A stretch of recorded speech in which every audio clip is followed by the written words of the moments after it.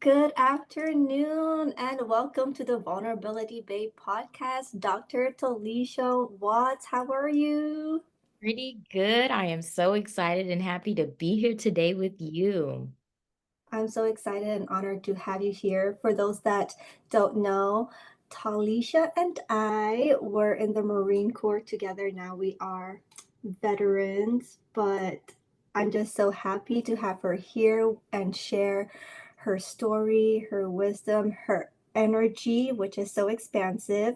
I mean, her birthday just passed, which is 222, which Mm. at the time of this podcast coming out, it's going to be way after that. However, I wanted to put that in there because, like, the portals be portaling. Yes, I know that's right, girl. So, Talisha, please tell us who you are, what you do, and who you help. Okay, so I am Talisha. Right now, I have a business consulting practice where I help aspiring entrepreneurs and veterans essentially with their business operations and kind of streamlining all of their operations. Like if they're having difficulty with marketing or whatever the case may be, I kind of come in and assist with that. I also do photography, create the logos, all of the back work for that as well. So that's a little bit about what I do. Who am I? Was that the question? Who am I? That was one of I them. mean, who are you as a person? That is your career side, which I love. Talisha is really creative. She is smart. Sometimes I feel like I need to like hype her up even more because she downplays what she does. I just came back doing a photography session with her and oof, it eats. It eats. It is fire.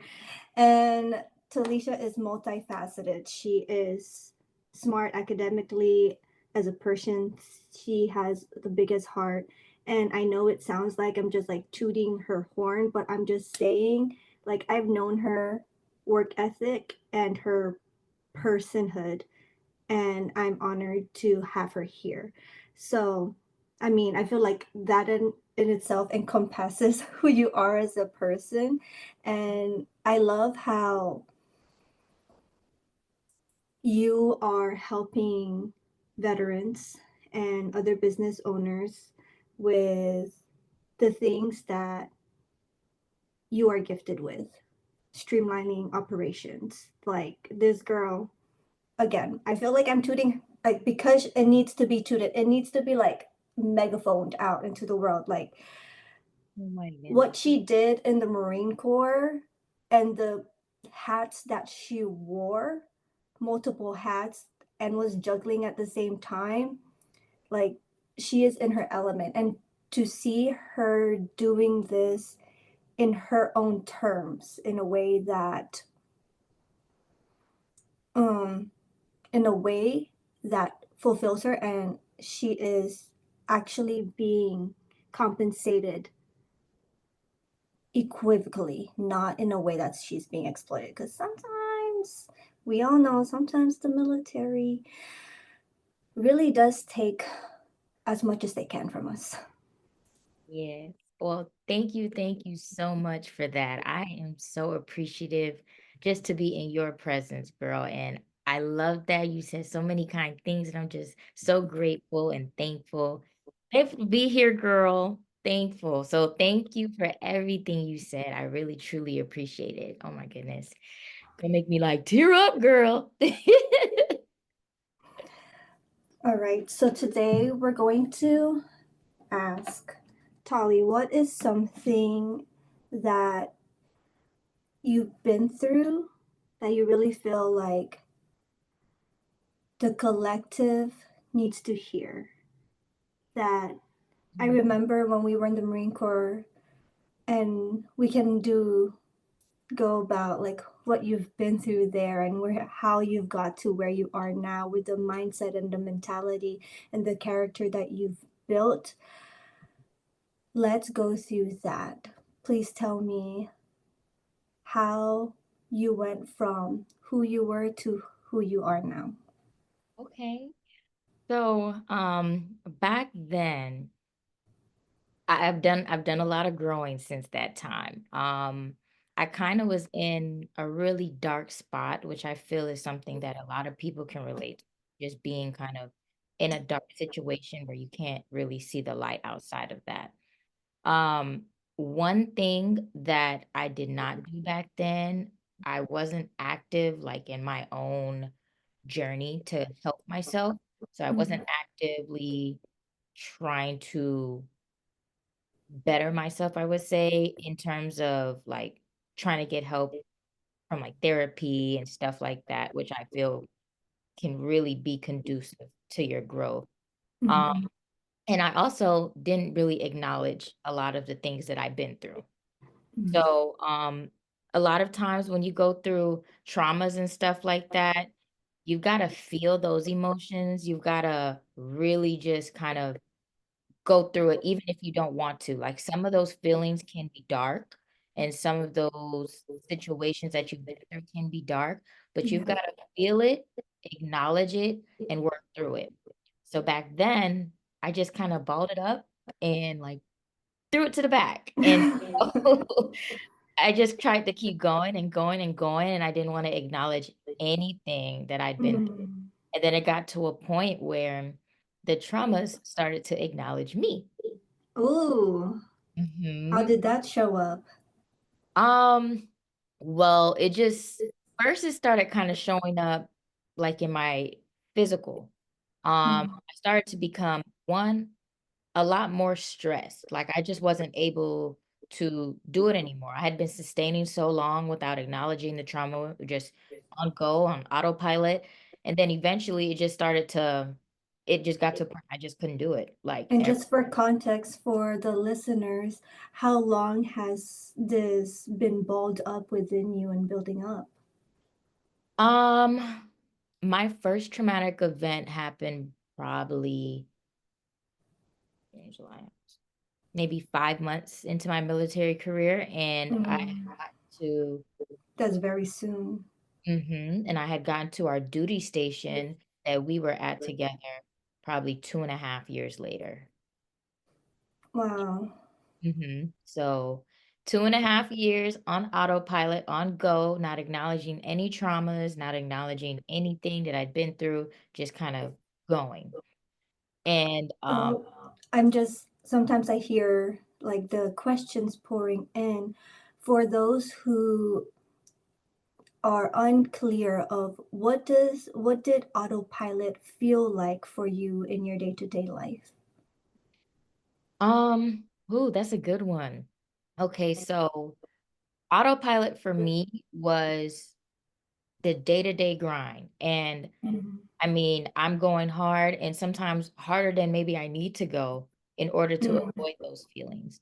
So I'm keeping myself occupied. I'm not having any time to think. I'm Mm. working, which was it's kind of already easy in the Marine Corps. We have a very busy schedule. So Yes, they keep us going. they keep us going PT 05 and sometimes Uh-huh. out working until At 5. times I wonder like how did I operate at that level for so long? Okay. They say you're a Marine 24/7 and they were not lying.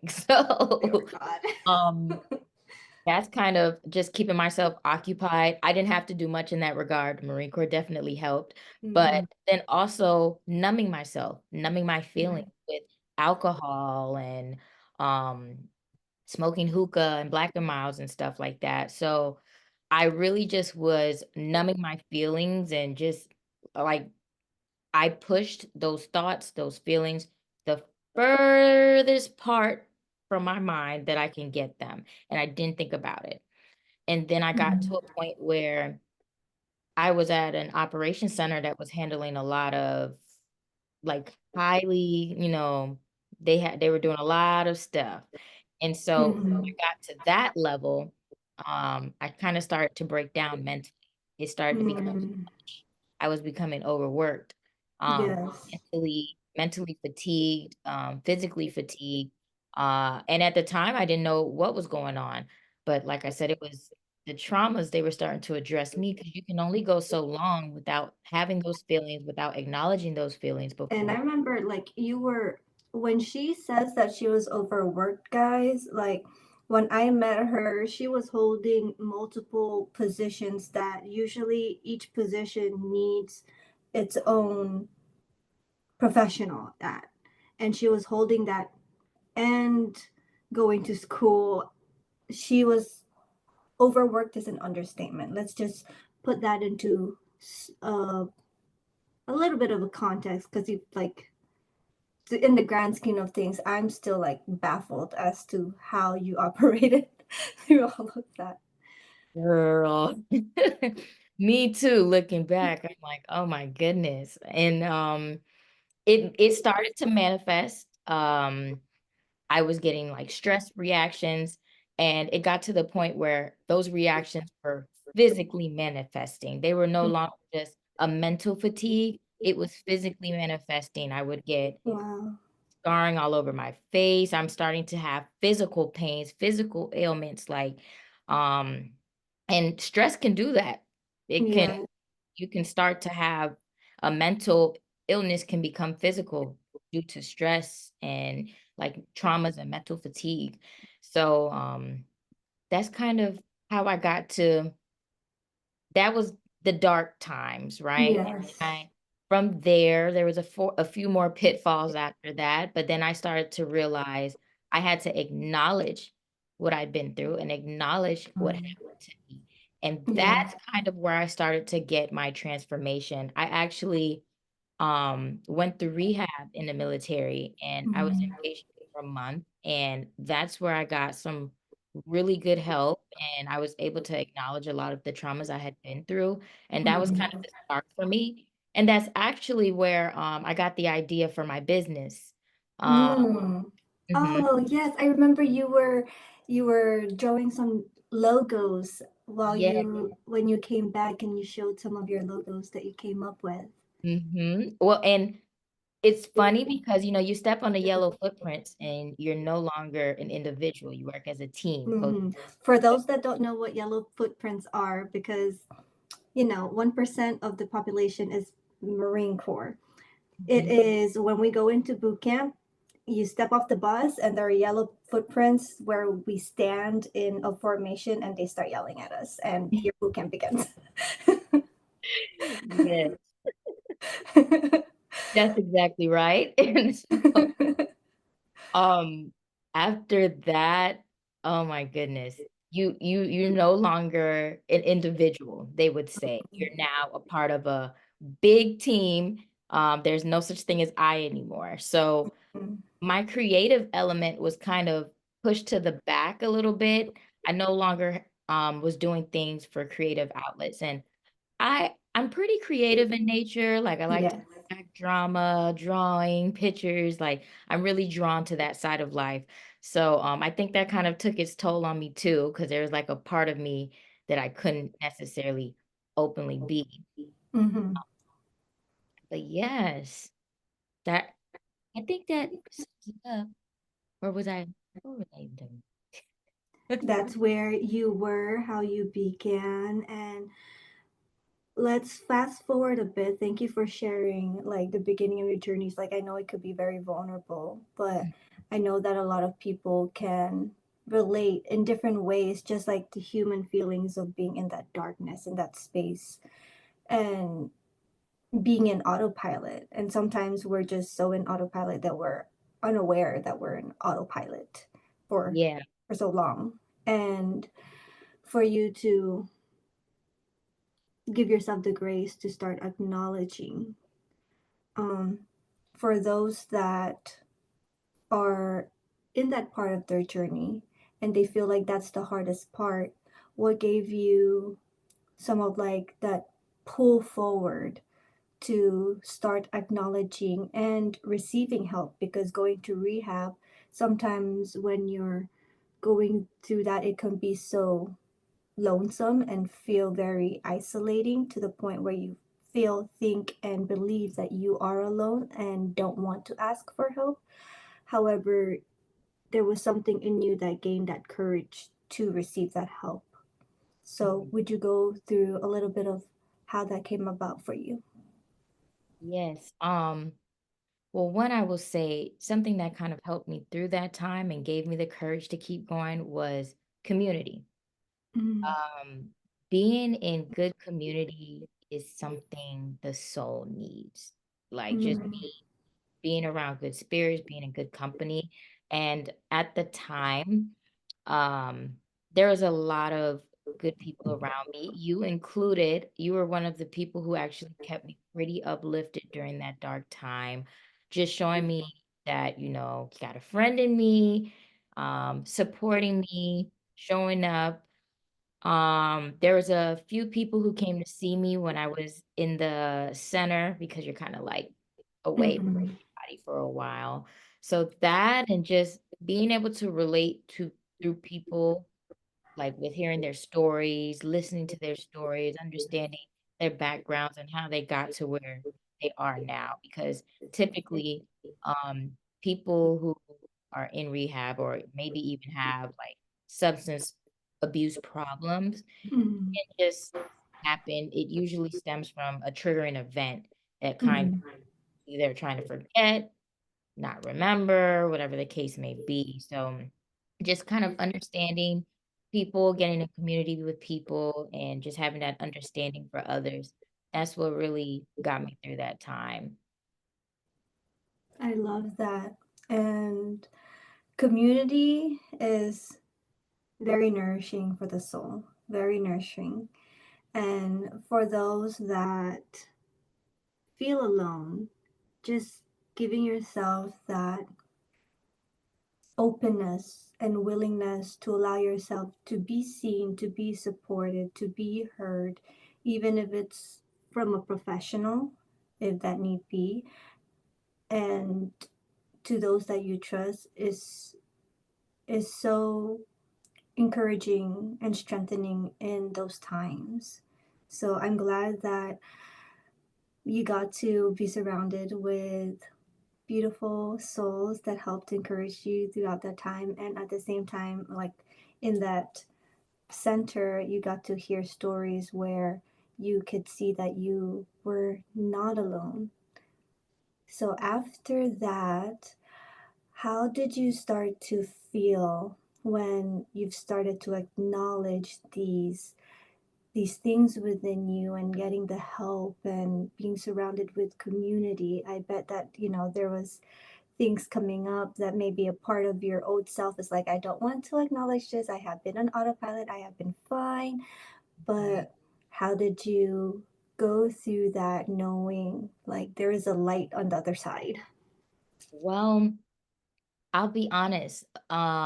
When I first came into it, or when I first even started to acknowledge, there was a Mm, lot of, right? I didn't want to, I had a problem with accepting because mm, accepting that these things happened or accepting these traumas, it kind of means like now that's a part of you. And mm, I didn't want to quite accept that that was what it was. So I spent a mm, long time in denial as well.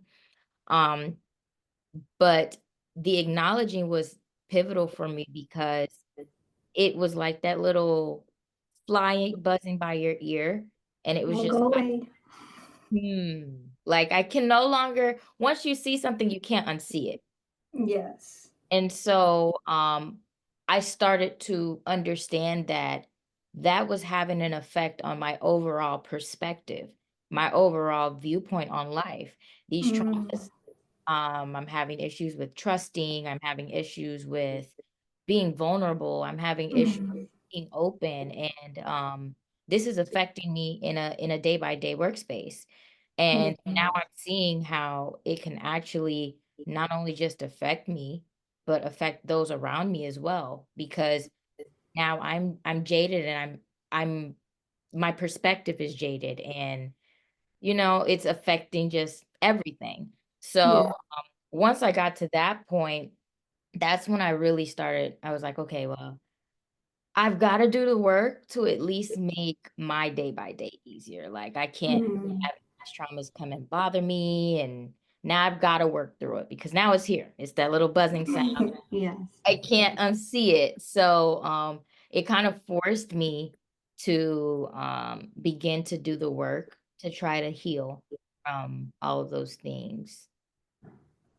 Thank you for sharing that. And I love how when it feels so overwhelming, like denial, because we've been resisting so much and it's just been suppressed, our emotions, our trauma, all of that, and it could feel too much. But what I love what you said was that you took it day by day. What can I do in little increments? And it goes to show that at times healing can feel like an insurmountable mountain to climb, when let's not focus on the mountain, let's focus on the step ahead of us, and then the next and the next. So thank you for sharing that and And that also reaffirming makes me that. think about it's not linear. Mhm. Healing isn't linear. Sometimes you're thinking about the destination and you're thinking that that's it, the destination. But it's really the journey, like what you're learning along the way, learning yourself. You've got to relearn who you are.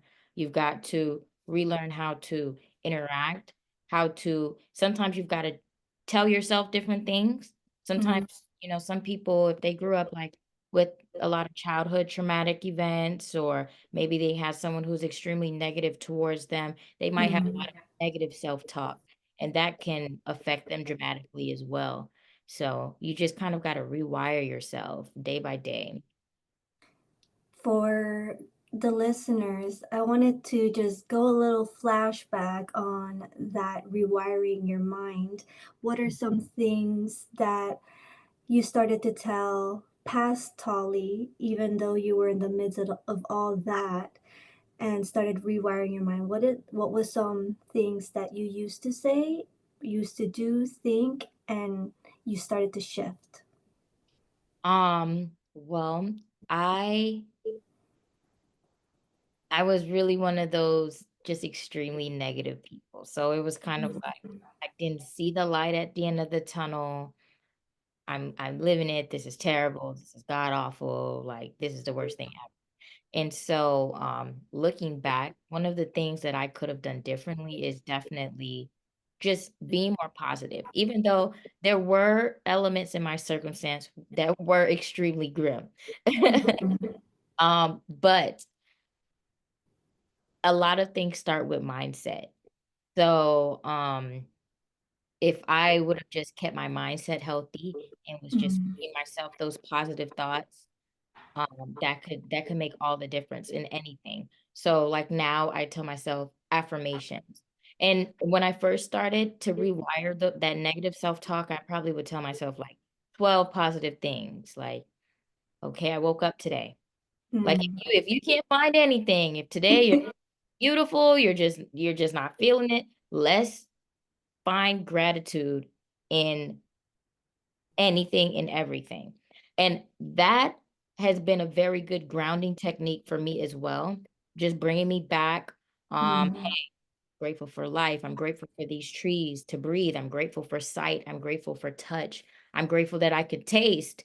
Believe it or not, I got COVID one time and I couldn't taste, and that was one of the worst things ever. And so, Oh my gosh, I've had COVID, but I haven't had that symptom. I feel like I would I would go insane.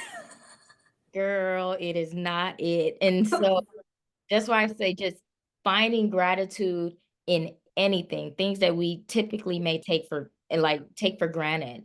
Um, Mm, because nothing is really guaranteed, you yeah. know? So, and then I feel like sometimes if we could just look at how much we already have abundantly, that leaves you open to receive more growth or more information, more knowledge, more ways to help yourself, more way, it Yes. opens the door for so much more. I love that.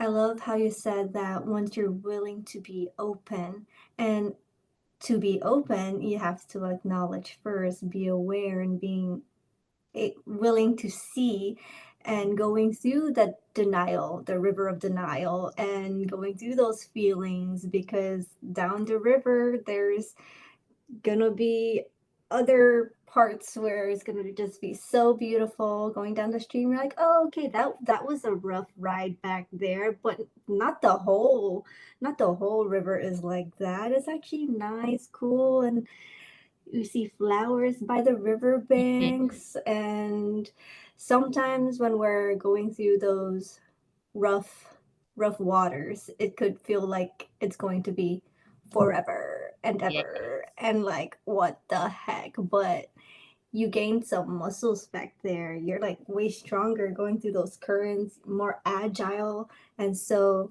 the other things in life could just be preparing you. It's like the other things in life feels more smoother because you went through that training. Yes. Yes. I honestly couldn't agree more. And like you said, when you're going through those tough times, it feels like forever. It feels like it's never ending. But then one day you just it's not like that anymore. Like Mm. sometimes I look back right now and I could remember everything like it was yesterday, but it was not yesterday. It's been like, oh my goodness, like 7 years already. Wow. And so just thinking about that is just wow.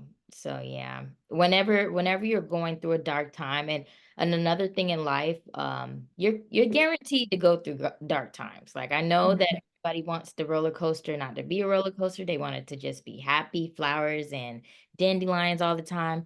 But you won't build your endurance if it's always like that. Um, you there will be rough times, but the good thing is those rough times don't last. And they Yeah. always build you up for that next level, that next thing.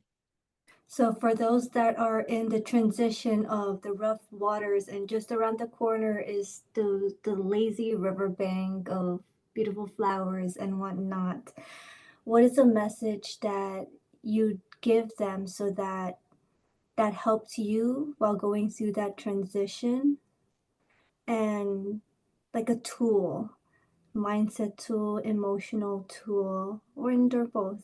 Abundance here. Stay faithful. Faith over fear always. It sounds cliche, but what got me through a lot of dark times, faith. My faith got me through my lowest moments. That belief And that belief for me, not everybody has a belief in a higher power, but I do believe in a higher power.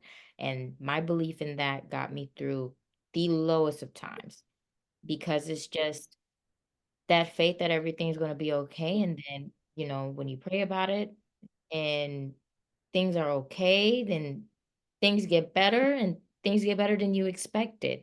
And Wow. so just remaining positive and remaining and that can be hard. I know that part is it's like, oh, that's a bunch of chopped liver. It's Like like a muscle that you're learning. You go to the gym and it's like, oh, this is hard, but you have to just keep it's doing it. Again, big as that's a she big said, it's been 7 years and it hasn't been a linear path. So remember that when it's like, oh well, we're seeing you now and where what you've accomplished, but you didn't just get here like a bloop. You've been through right. all of And that. it can appear that way. It can appear that way. Sometimes people they don't actually go through your story. They're not living, through you. Everyone has their own lives. And so sometimes a lot of people just see the mountaintop and they don't see Mm. the journey. And so, and it's another cliche. Stay focused on the journey. Don't focus on the destination. The destination it'll come. Like I know I wrote a few goals for myself. Back then it seemed impossible. I didn't think that, I had Would that. you care to share a couple of those goals? Of course. I wrote down that I wanted to accomplish getting my doctorates. I wanted to accomplish getting my MBA, buying a home, getting married. Like these are things that I wanted to accomplish. And when I was before these things actually came to be, they seemed very far away. Like when I wanted When I thought, "Hey, I'd like to be married one day and have a family," I was Mm, 19-year-old who didn't even have a boyfriend and living in the barracks, and, it seemed very far-fetched at that time. mm, And when I was thinking about, possibly going to school to further my education, I was still working on a bachelor's degree, and I wrote mm. getting a PhD. That's something that takes like a decade. And so, it just seemed like mission impossible when I was writing it, but I encourage everyone to dream big and reach for the stars. There's no limits to what you can do on the land. The only limitation is yourself. So I I just wanted to point out real quickly the quote in back of her on the that says through it all she mastered it.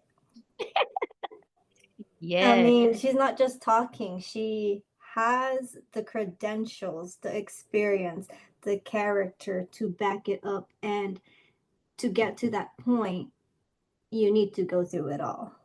yes. You can't skip any steps. Mm, Can't. Unfortunately, everything that you go through, you will grow through, but you gotta go through them in order to get to that next game, that next mm. spiral training. Yes, spiral training. Uh-huh. Yes, I love that. Yes. What would you have to say to past Talisha? You look back, you are where you are now with so many of the things of your goal list, and you are just yet to ascend even more. Looking back, what would you tell her? Hmm. I would tell her it's okay to feel. Mm, Yeah, it's okay to feel. It's okay to have those emotions. It's okay to cry. It's okay to let it out. Back then I was trying to be so tough. Like I was trying to just mm, endure, endure, endure, endure, and I didn't leave much space for myself to feel bad for myself or acknowledge the things that happened. I just was trying to go, go, go, go, go, go, go. And yeah. I just didn't give any care to me. And so I Oh, would definitely go back and say, girl, sit down, take a day off work just to feel that, just to understand what happened there, just to process that, just to see where you're at. I'm telling mm. you, it's okay to feel, girl. It's It okay. is Oh, okay to feel. I love yeah. that message. Thank you so much for your time and your energy, Dr. Tolliesha Watts. Now, where can people find you? Okay, yes, I have a few avenues. If you're looking for help with business consulting, you can find me on my business Instagram or Facebook page, and that's She Nice Collection, SHENICE Collection. Um, I also have a YouTube channel, and that is Empower and Elevate. So I could be found on there as well. I try to do videos just similar to this one. I like to do interviews as well. I also like to do financial literacy videos, Mm, that sort. So definitely catch me on there for that. And my personal Instagram is Tolly TV. how do you spell that for T the O listeners that need it? yes, it is TOLLIE TV. Awesome. Thank you again so much for your time, for your energy, for bringing us through your journey and how you've gone through it all, learned the tools to it all, and mastered it, and are still mastering. Because I know with you, you are not done with your journey. This is just not even the beginning, but it's a continuation. And so, thank you again so much, Talisha. I love you. I love you too, girl. Thank you so much for having me.